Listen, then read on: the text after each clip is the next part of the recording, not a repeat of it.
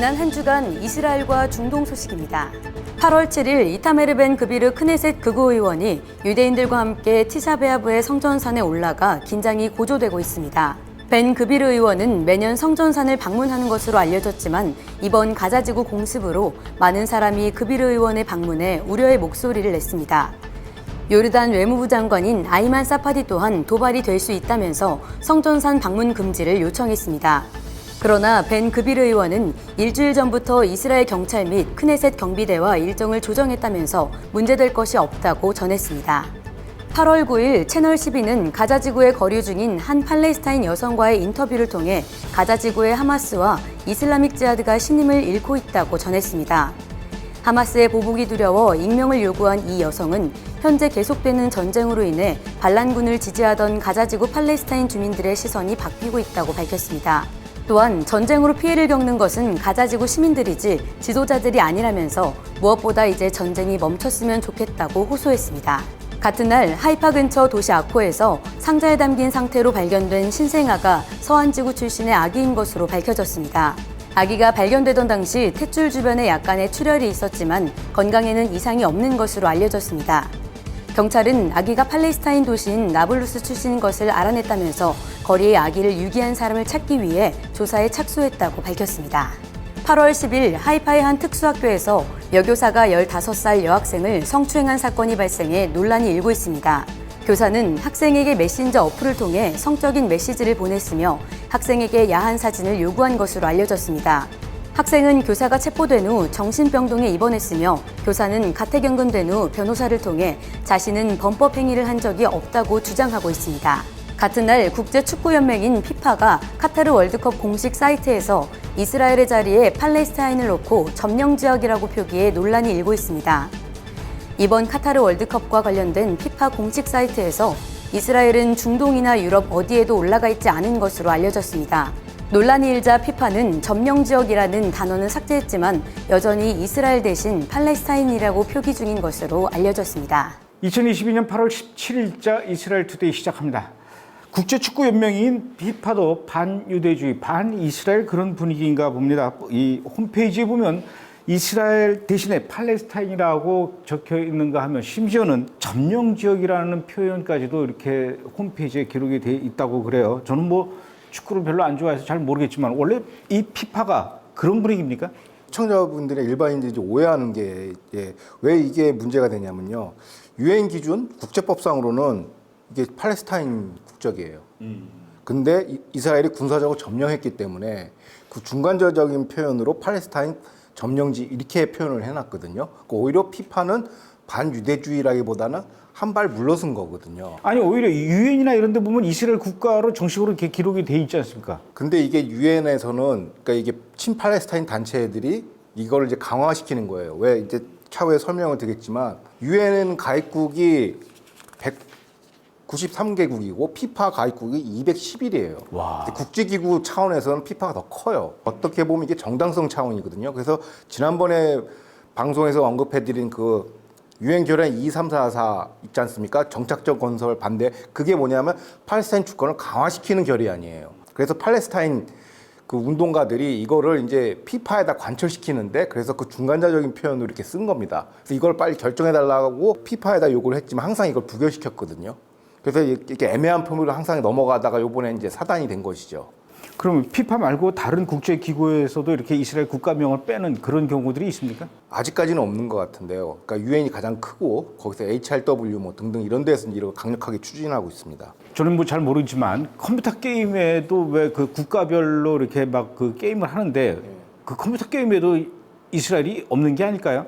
이스라엘 축구는요. 엄밀히 얘기해서 이제 그 축구 팬들은 알겠지만 이제 유로파 소속이에요. 유럽 축구연맹 소속으로 이게 등재가 돼 있거든요. 거기서 이제 정상 포기가 돼 있는데 이거는 이제 뭐냐면 숙박업소에 대한 사이트인데 팔레스타인 쪽을 이제 명칭을 하는 거죠. 이스라엘 따로 뽑아놨으면 이런 이제 오해 사이가 없는데 이스라엘은 아예 빼놓고서 이제 팔레스타인 지역만 이렇게 해놨기 때문에 이제 그런 오해를 사는 거죠. 그러니까 이스라엘 비즈니스맨이 사업자 이제 등록하려고 보니까 이렇게 돼서 이제 이게 사단이 된 거거든요. 그래서 이스라엘 언론들이 이것에 대해서 문제 제기하고 비판하는 겁니다. 원래는 이제 피파에서는 스포츠와 정치를 이제 분리하자 이런 원칙을 하기 때문에 약간 이스라엘 측하고 이제 이스라엘 측하고 그걸 중재 쓰다기보다 그냥 빠져나가는 형국이에요. 그거에 이제 해프닝이라고 보시는 게 정확할 것 같습니다. 알겠습니다. 자, 이제 이스라엘 투데이 본격적으로 오늘 첫 번째 분석할 이슈부터 알아보도록 하겠습니다. 이스라엘과 이슬라믹 지하드가 이집트의 중재로 휴전에 합의한 가운데 이스라엘군은 가자 지역에서 발생한 민간인 사상자가 대부분 이슬라믹 지하드 측의 오발 사고라고 발표했습니다. 이스라엘군은 이슬라믹 지하드 측의 오발 폭격으로 가자 지구 내 자발리아 지역에서 7명의 사망자가 발생한 영상을 공개했는데요. 이스라엘군은 이슬라믹 지하드가 발사한 1,100발의 로켓 중 200발이 가자 지구 내에 낙하했고 국경을 통과한 990발 중 380발은 아이언돔에 의해 격추됐다고 밝혔습니다. 한편 이번 무력 충돌을 두고 대부분의 국제사회와 서방 외신은 친팔레스타인 편향적인 입장을 내놨지만 미국과 영국은 이스라엘의 자위권을 지지한다고 밝혔습니다. 이스라엘은 가자지구 쪽에서 날아온 그 로켓을 어디서 날아오는지, 어디로 날아가는지, 뭐 중간에 어디로 떨어지는지 이런 걸 다 확인할 수 있는 그런 기술이 있나 봐요. 뭐 여러 가지 레이더가 있겠지만요. 그러니까 일단 아이언돔 자체가 레이더 기술에 기반한 거 아닙니까? 그러다 보니까 발사체에 대한 모든 레이더 추적이 가능하죠. 그러다 보니까 그 동선과 매핑 자료가 이제 한눈에 딱 나오는데 그 매핑 자료와 시간, 위치, 영상을 종합해 본 결과 오폭 사고가 많았다라고 이제 그렇게 결론을 내렸습니다. 이스라엘 군 당국은. 그래서 조금 전에 그 영상에서는 이렇게 이 로켓이 막 날아가다 중간에 이렇게 그냥 뚝 떨어지더라고요. 예. 사실은 그렇게 날아가다 떨어지는 경우도 있지만 오히려 뒤로 날아가는 경우도 있어요. 그렇죠. 야, 근데 저는 또 이해가 안 가는 것이 왜 전쟁이 나고 이렇게 막 어수선하면 애들부터 보통 챙기는 게 부모들 아닙니까? 근데 꼭 이렇게 애들을 대피시키지 않고 있다가 이렇게 어린 아이들이 다치게 하고 희생당하게 내버려 두는지 그것도 잘 모르겠어요. 근데 그런 걸 보고 또 국제사회는 어린이가 희생됐다고 해서 이스라엘만 또 비난하고 이런 상황이에요. 그래서 이제 이걸 바로잡기 위해서 이제 신속하게 이제 이스라엘 군 당국이 이제 발표를 한 것이죠. 그래서 자발라 지역에서 7명의 사망자가 발생한 영상이 이제 화제가 됐는데 그것이 이제 오폭에 의한 사고였다고 이제 명백하게 이제 이스라엘 군 당국이 증명을 했고요. 그 7명의 사망자 중에 4명이 어린이로 되어 있습니다. 그래서 이번에 발표된 그 어린이 사망자 중 15명 중 12명은 오발 사고로 인한 것이다. 즉 팔레스타인 이슬라믹 지하드가 쏜 걸로 이제 정정을 했죠. 우리 브레드 TV로 이렇게 항의 메일을 보내는 사람들 중에 그런 사람들이 간혹 있어요. 어떻게 그 팔레스타인의 그 죄 없는 어린애 아이들을 잔인하게 이렇게 살해하는 이스라엘 군인들, 그 이스라엘 위해서 기도하라는 얘기를 너네들이 할 수가 있냐? 뚫린 입이라고 그런 말이 나오냐? 뭐 이런 식으로 메일을 보내는 사람도 있어요. 근데 그거에 대해서 한 가지 첨부드리자면요. 그러니까 그 하마스나 무장정파의 전술교리 중에 하나가 브레드 TV에서 자주 다뤘지만 어린이의 방패 삼아 그런 걸 많이 수행하고 있죠. 민간 시설에 들어가서 그 자체를 이제 비판을 해야 되는데 비판의 초점이 잘못된 것 같습니다. 그러니까 뉴스를 보면은 이렇게 사진에 늘 이렇게 피 흘려서 이렇게 축 처져 있는 어린애를 끌어안고 있는 아버지가 막 절규하는 장면, 이런 장면만 보니까 전후좌우 맥락을 잘 모르는 사람들은 그냥 무조건 이스라엘을 욕하는 건데, 그런데 이런 식으로 이제 이 가자지구에서 입은 그 피해 규모, 사망자 숫자, 이걸 발표하는 게 가자지구의 보건부인데 이 가자지구 보건부 믿어도 되는 곳입니까? 그러니까 일단 사상자 통계 같은 경우는 나름 정확한 것 같아요. 근데 책임 소재는 못 따지죠. 그러니까 사망자만 발표하는 겁니다. 그러니까 책임 소재에 대해서는 우리가 그 언론 보도를 보고 판단할 수가 없는데 주어를 빼버리고 그냥 사망자만 나오니까 말씀하신 것처럼 그 피 흘린 절규하는 장면만 보면 그것만 인식이 되고 헤드라인이 이제 이스라엘 군 공습 이거하고 이제 결합이 되는 것이죠. 근데 사망자 통계는 정확한 것 같습니다. 그런데 뉴스를 보면은 그 이스라엘이 이번에 그 동영상 레이저 매핑 기술로 이렇게 보여주는 이런 발표는 별로 사람들은 이렇게 귀를 안 기울이고 가자지구 보건부가 발표한 그런 내용에만 잔뜩 힘을 실어서 보도를 하고 또 일반 국민들은 이 팔레스타인 쪽의 이야기만 믿고 이런 보도 형태도 문제가 있지 않습니까? 그 말씀하신 사례가 이번에 적나라하게 드러났는데 대표적으로 이제 CNN하고 BBC 방송인데 거의 뭐 이런 사건이 터지면 자동 격발 장치처럼 헤드라인이 IDF 소행, 대서특 해놓고 몇 명 죽어 뭐 이렇게 절규하는 사진 걸어놓고 하죠. 그리고 거기에 대해서 요번처럼 이스라엘군이 반박을 하면은 기사 하단에 이스라엘 측의 주장은 이러이러하다라고 하단 단락에 그냥 패러그래프 한 정도 딱 걸어주고 맙니다. 그러면서 우리는 형식적인 중립성 지켰다라고 빠지죠. 그리고 요번 이런 행태를 이제 우리가 1년 정도 지켜봤지 않습니까? 작년에 이제 장벽의 수호 작전 때도 보면은 비슷한 패턴이 잡히는데요. 일단 일본은 무조건 이스라엘 책임으로 뒤집어 씁니다. 그럼 그다음에 팔레스타인 책임이 보인다면 논쟁적 사안이라고 희석을 시켜버리죠. 이런 주장이 있으니까 따져봐라 하면서 슥 빠지죠. 근데 사람들의 머릿속에는 강력한 헤드라인만 머리에 박히게 되는 것이고요. 그게 NYT가 이제 가장 이제 지능적이죠. 뉴욕타임스가. 왜 그러냐면 이런 사태를 오랫동안 이제 이런 히스토리가 집적이 되지 않습니까? 우리만 하더라도 1년 동안 지켜보면 대충 이제 패턴이 잡히는데 분쟁 양태가 이제 팔레스타인 규칙으로 넘어갈 것 같다. 그럼 아예 보도를 안 해요. 그러면서 이스라엘의 이런 추가 보도나 추가 반증은 아예 다루지 않죠. 굉장히 지능적인 거예요. 아예 그냥 덮어버리니까. 이런 식으로 하면 머릿속에 남는 거는 CNN, BBC 보도의 큰 헤드라인. 이스라엘은 주적. 이렇게 되는 것이죠. 그러니까 우리 조현웅님께서도 지난 1년 동안 CNN이나 BBC나 NYT, 뉴욕타임즈나 또 뭐 이스라엘 신문 이런 걸 쭉 보시면서 확실히 CNN이나 BBC는 반이스라엘 분위기다라는 거를 확인할 수가 있죠. 그렇죠. 근데 이번 건에 관해서는 이제 기존의 반유대주의 정서가 이제 기본으로 깔리고 그 다음에 또 가자지군의 취재를 하려면요 하마스 당국의 어떤 무장정부의 보호를 받아야 돼요. 그러다 보니까 직간접적으로 하마스의 공식 혹은 비공식 보도 지침을 따라가는 행태가 나옵니다. 그래서 최근에도 이런 사태가 이제 일어났는데요. 무장정파 하마스가 이번에 내무장관 명의로 친팔레스타인 반이스라엘 보도 지침을 내렸습니다. 그리고 근데 이걸 이제 철회를 했죠. 이제 기자단이 이제 반발하니까 그 내무장관 명의로 나온 보도 지침이 뭐냐? 팔레스타인 오폭으로 사망한 가자 주민 취재 금지. 두 번째 피해자의 군사적 피해 취재 금지 이렇게 해놨다가 이제 기자단이 이제 반발을 하니까 이제 덮었는데요. 이건 공식적으로 이제 해핑으로 나왔지만은 비공식적으로 얼마나 많은 제약이 들어갈 수 있겠습니까? 왜냐하면 위험지에서 취재를 하니까 안 들여보낸다든지 너 책임 못 진다 빠져버리면은 논조를 이제 완전 만들어주는 거죠. 그러다 보니까 여기서 나오는 보도는 일단 한 수 적고 들어야 된다. 그래서 전체적인 종합적인 보도가 나오기 전까지는 기다려준다. 특히 전황보고는 그래요. 우크라이나 사태도 그렇지만 전황보고는 좀 한 템포 좀 늦춰져도 봐야 된다라고 저는 개인적으로 생각합니다. CNN과 BBC가 그렇다는 건 또 그렇다라고 이렇게 할 수 있겠지만 CNN과 BBC를 그대로 카피해서 보도하는 우리나라 언론도 또 마찬가지인 것 같아요.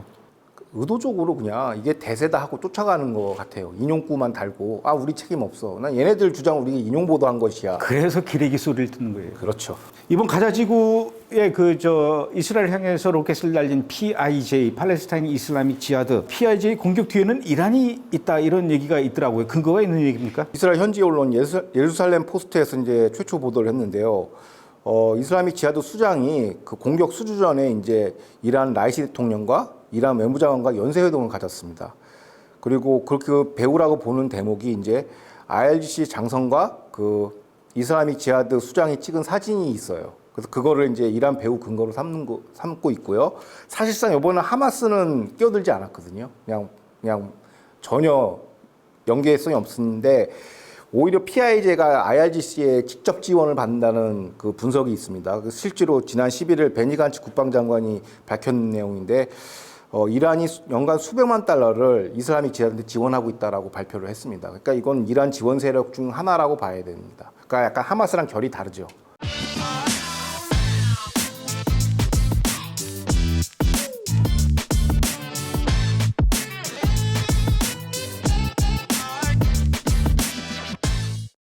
또 오늘 분석해볼 두 번째 이슈 알아보겠습니다. 야이르 라피드 총리가 이번 가자지구 공습을 큰 피해 없이 해낸 것이 다가올 11월 총선에 유리한 요소로 작용할 수 있다는 분석 기사가 보도됐습니다. 짧은 재임기와 부족한 군사 경험에도 이스라엘 측 사망자 없이 이슬라믹 지하드를 공격하는 성과를 내면서 안보 능력을 어느 정도 인정받은 것인데요. 이번 라피드 대행과 간츠 국방장관이 수행한 가자지구 공습 작전이 성공적이었냐는 여론조사에서 응답자 63%가 긍정적인 평가를 내놓은 것으로 밝혀졌습니다. 이번 공습 작전의 성공적인 대응으로 라피드 총리 대행이 11월 총선에서 좋은 결과를 기대할 수 있을지 귀추가 주목되고 있습니다. 이번에 충돌로 인해서 그 이스라엘의 라피드 총리 대행의 주가가 이번에 쭉쭉 올라갔다고 그래요. 왜 그런 겁니까? 나흘간의 이제 작전에서 이제 이스라엘의 사망자가 없이 이제 그 새벽의 여명 작전이 성공적으로 이제 수행이 됐고, 팔레스타인 그 이슬라믹 지하드에 상당한 피해를 입혔기 때문에 이거는 뭐 안보 능력에서 어느 정도 인정을 받은 게 아니냐라는 서구 외신 이코노미스트 영국 그 경제 잡지에서 이제 이렇게 분석을 내놨습니다. 그래서 상당히 좀 그럴듯해 보이죠. 그리고 실제로 칸 그 이스라엘 공영방송 조사에서 국민 57%가 이스라엘 측 승리라고 응답했다고 이제 여론조사 결과가 발표됐고요. 대다수 방송 3사도 선방했다가 60%, 그러니까 간츠 장관과 이제 라피드 총리 대행이 아주 무력 시위를 제대로 대응했다라고 이제 평가하고 있습니다. 라피드 총리 대행에 이렇게 주가가 올라가면은 지난주 이 시간에 우리가 얘기할 때 요즘 그 베냐민 네타냐후 전 총리의 분위기가 참 좋다. 올 11월에 어쩌면 베냐민 네타냐후가 다시 등장할 수도 있을 것 같다. 이런 얘기를 했는데 이렇게 되면은 올 11월에 라피드하고 베냐민 네타냐후하고 어떻게 되는 겁니까? 어느 쪽이 더 유리해질까요? 그러니까 일단 현재 방송 3사 여론조사 결과에 따르면 결론만 말씀드리면 이제 5차 총선에는 전혀 영향을 미치지 않는다라고 나와 있습니다. 아, 그럼 아직도 이제 베냐민 네타냐후가 더 우세하다 이거죠? 그렇죠. 이제 이 지난번에도 설명했지만 좌우 구도거든요, 블록이. 그러니까 라피드가 지지도가 올라가서 소속 정당이 지지율을 많이 먹는들 그래도 여전히 그 블록 전체가 투표가 늘어나는 게 아니지 않습니까? 왼쪽 진영 안에서 이제 어느 정파를 지지하느냐가 달려있기 때문에 전체 좌우 구도에서는 큰 변화가 없어요. 그래서 지금 현재 여론조사에서는 뭐 59석에 61석으로 네타냐후 블록이 보고 있고, 라피드 진영은 그대로 50석, 그리고 라피드 당은 17석도 전혀 미동이 없습니다. 그 지난번에 선거에 대해서 말씀드렸지만은 어떻게 이제 우파 진영 표를 빼낼 것이냐가 핵심이거든요. 한 표라도. 그래서 61석을 저지하는 게 이제 어떻게 보면 현 내각과 중도와 좌파 무지개 연정의 이제 전략인데, 요번에 이제 아무리 라피드 총리가 이제 총리 대행이 선방을 했다 하더라도 우파 시민들이 이쪽을 지지해 줄 거는 전혀 없죠. 그러니까 이 표가 일로 넘어가야 돼요. 중도표가. 근데 그런 움직임은 보이지 않는다. 라고는 게 첫 번째고요. 그다음에 이런 안보 위기 상황에서 이스라엘은 개별 정치인에 대한 정파적 지지보다는 군과 국가 중심으로 이스라엘 국민이 결집하는 경향이 있기 때문에 이건 정치 맥락이랑 그 국민 단합이랑 좀 별개로 봐야 된다는 해석이 지금 설득력을 얻고 있습니다. 그게 이스라엘의 특징이에요. 어떤 그 전쟁 같은 그 국가적 위기 상황에서는 정파적 움직임이 아니라 진짜 그 나라와 민족을 위해서 하나로 뭉치는, 하여튼 희한한. 그럼에도 불구하고 베냐민 네타냐후 그 전 총리의 지지 기반은 콘크리트가 아니라 거의 대리석도 부족할 것 같아요. 제가 보기엔 다이아몬드 안반 지지 세력인 것 같아요. 그럼 이번 일로 이렇게 봤을 때 물론한 베네트 총리보다도 라피드 현재 총리 대행이 훨씬 더 능력을 인정받았다 이렇게 볼 수 있는 겁니까? 그러니까 실각한 베네트 총리랑 현재 라피드 대행의 그 정치 환경이 조금 달라요. 그러니까 핵심이 뭐냐면 신속한 의사결정이거든요. 작전 지휘나 수행을. 지금 현재 상황 5차 총선 정치 시즌이라서 각 정파들이 지금 당내 경선을 벌이고 있어요. 그래서 이 문제에 신경을 많이 안 쓰고 있죠. 과거에는 이제 다 내각에 구성되어 있으니까 작전 지휘를 하려고 막 자꾸 반대를 걸고 딴지를 걸고 무지개 연정 내에서, 그러다 보니까 의사결정이 더뎌져서 제대로 된 작전 집행이 안 됐는데, 이번에는 굉장히 신속하게 들어갔거든요. 그래서 이거는 뭐 베네트 총리의 무능이라기보다는 정치 환경의 변화라고 보는 게 맞을 것 같고요. 또 일부 보도에 따르면 총리실에서 단독으로 이 작전을 집행을 했다고 그래요. 그러니까 안보 내각 장관들을 거쳐서 이제 법률적으로 따지고 이제 집행 과정을 프로세스를 거쳐야 되는데 그 프로세스를 뛰어넘었다고 지금 현지 보도가 나오고 있거든요. 그래서 그것 때문에 약간 안보 관련 내각 장관들이 지금 약간 기분이 안 좋다라는 보도가 나오고 있습니다. 원래 라피드가 방송 앵커 출신이잖아요. 그래서 이 라피드한테 이렇게 기대하는 국민들의 그 기대감이 앵커 출신이 뭐 이런 위기, 국가 안보의 위기 상황에서 어떻게 잘 할 수 있을까 이렇게 별로 기대하지 않았다가 이번에 아주 오히려 생각지도 않았던 아마 반응을 보였던 것 같은데, 그럼 이번에 그 가자지구와의 충돌을 바라보는 이스라엘 전문가들의 입장은 좀 어떻습니까? 그러니까 여기서 이제 이스라엘 안보 전문가들하고 일반 국민 정서하고 일치하고 있거든요. 그러니까 이번 작전에 대해서 전술적으로 승리했다. 그러니까 이란 대리 세력인 팔레스타인 이슬라믹 지하드 세력을 이제 거의 뭐 괴멸 직전에까지 약화시켜서 긍정 평가는 하지만 여전히 하마스가 견제하고 가자지구 상황 변동이 있으므로 전략적으로는 아무 의미가 없다라고 이렇게 평가하고 있고 앞으로 이제 다음 충돌이 언제인지 손꼽아 기다리고 있다라고 보고 있습니다. 그래서 뭐 정치는 생물이라면서요. 막 계속 움직이는 거니까. 지금은 뭐 아직까지는 그 네타냐후 쪽이 든든하다 하더라도 11월까지는 그래도 지금 시간이 있는데 라피드하고 베냐민 네타냐후 두 사람 간의 그 관계가 좀 미묘하게 흘러갈 것 같아요. 근데 재밌는 게요. 그 지난주 이제 그 요번 충돌이 발생하자 최초로 이제 야당 당수인 네타냐후가 그 라피드 총리 대행하고 동시에 이제 전쟁 상황 보고를 받았어요. 그걸 받으면서 그 새벽의 여명 작전에 대해서 이제 네타냐후 전 총리가 야당 당수 입장에서 초당적 지지선을 한 바 있습니다. 그래서 어느 정도 이 어떤 정치적 포인트에서 전혀 배제된 건 아니다가 첫 번째고, 그런데 이제 양측이 이제 서로 상황실에서 찍은 사진 있지 않습니까? 보고받는 게 이게 이제 옵틱이잖아요. 정치 성전에 활용하려고 양측이 이제 합의를 했나 봐요. 이거 공개하지 말자. 근데 라피드 총리 등이 먼저 깠어요. 그러니까 이제 네타냐후 전 총리가 약간 이제 뿔따구가 난 거죠. 그래가지고 이제 바로 뭐라고 받았냐면, 이번 작전이 성공했던 이유는 라암 정파와 공동 내각을 해체했기 때문에 성공했다. 고로 이제 나를 뽑아달라. 뭐 이런 식으로 정치적 메시지를 엮어버렸죠. 야, 라피드 쪽도 참 그렇고 또 그렇다고 또 네타냐후가 다른 것도 아니고 뿔따구가 났다라 이렇게. 그래도 어찌됐든 이런 상황에서 초당적 그 지지선을 한다라는 것도 참 멋있는 것 같아요. 예.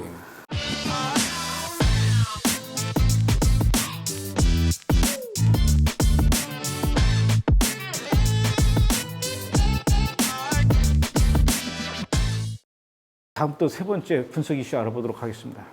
러시아와 이란이 공동으로 위성 발사를 성공한 가운데 위성의 목적에 대한 의구심이 제기되고 있습니다.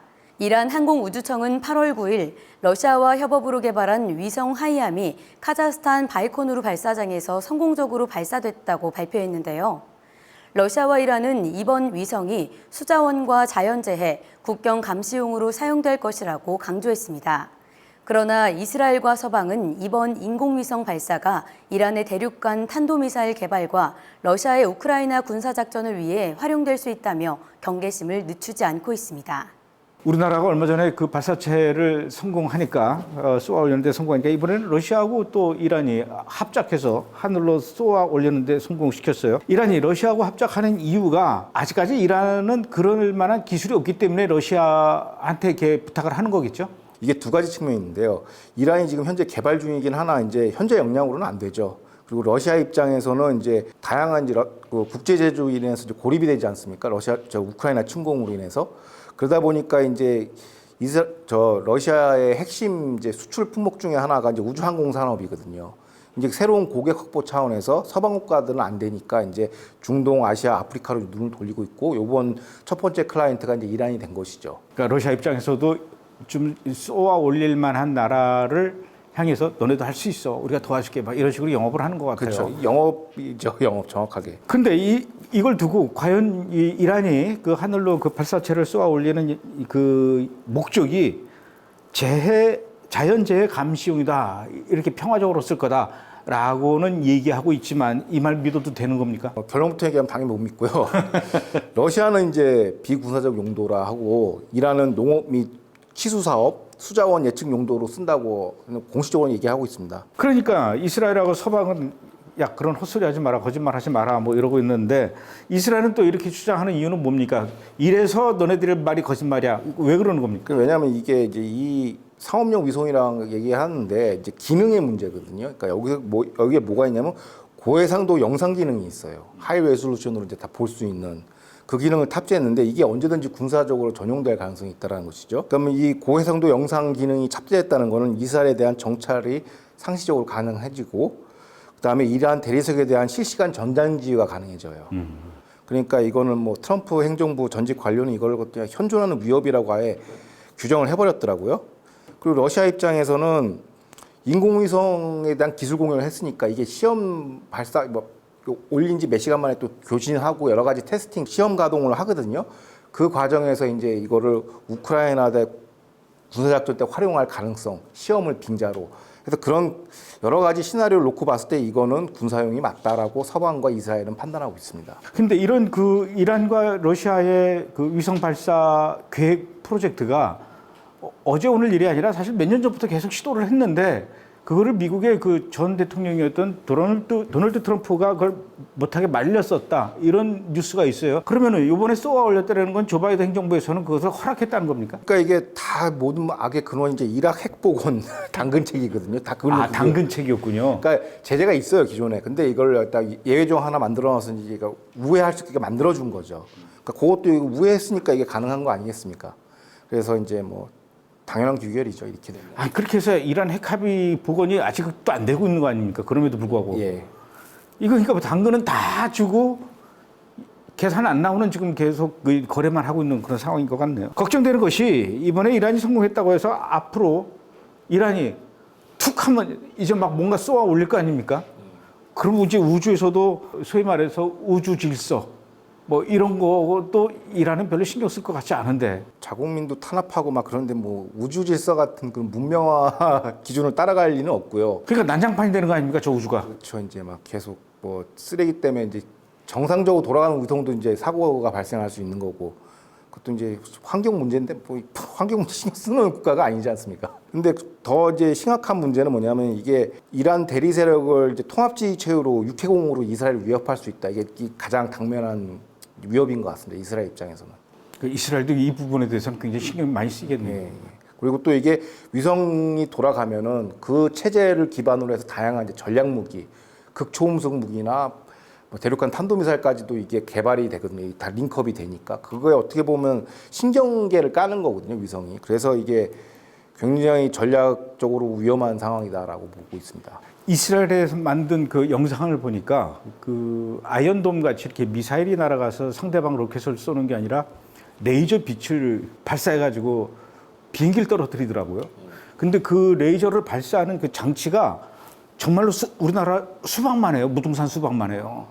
그러면 이스라엘이 아마 그런 그 무등산 수박만한 레이저 발사기를 위성에다가 저 탑재해가지고 쏘아 올린 다음에 이란의 그 이 난장판 만들고 있는 위성을 쏘는, 그래서 떨어뜨리는, 그야말로 우주 전쟁이 이제 본격적으로 시작될 수도 있을 것 같아요. 레이건 행정부 때 이제 소련을 이제 붕괴시키기 위해서 만든 그 스타워 프로젝트가 이제 가동이 되겠죠. 이제 더 이상 이제 실존의 문제가 된 것 같습니다. 아휴, 그 전에 빨리 주님이 오셔야 될 것 같아요.